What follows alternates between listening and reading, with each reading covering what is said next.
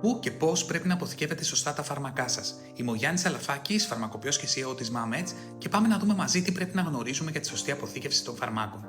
Και σίγουρα θα αναρωτιέστε, είναι τόσο σημαντικό πώς και πού αποθηκεύουμε τα φάρμακα? Και η απάντηση είναι ναι.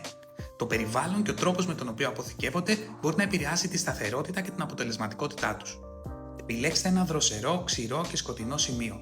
Τα περισσότερα φάρμακα πρέπει να αποθηκεύονται στις θερμοκρασίες δωματίου, συνήθως κάτω από 25 βαθμούς Κελσίου, σε ένα χώρο χωρίς υγρασία και χωρίς έκθεση στο άμεσο ηλιακό φως. Ένα σιρτάρι ή ντουλάπι στο υπνοδωμάτιο συχνά είναι ιδανικό.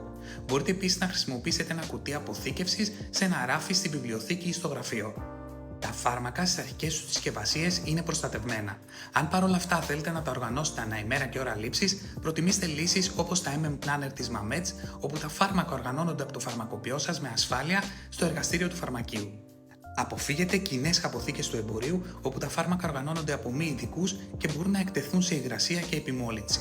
Τέλος, τα φάρμακα πρέπει να φυλάσσονται σε σημείο όπου δεν έχουν πρόσβαση παιδιά και κατοικίδια.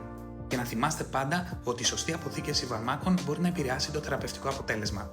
Ρωτήστε τον φαρμακοποιό σας πώς οι υπηρεσίες της MAMEDS μπορούν να σας βοηθήσουν να διαχειριστείτε και να οργανώσετε καλύτερα τα φάρμακά σας ή επικοινωνήστε μαζί μας στο info@mameds.gr.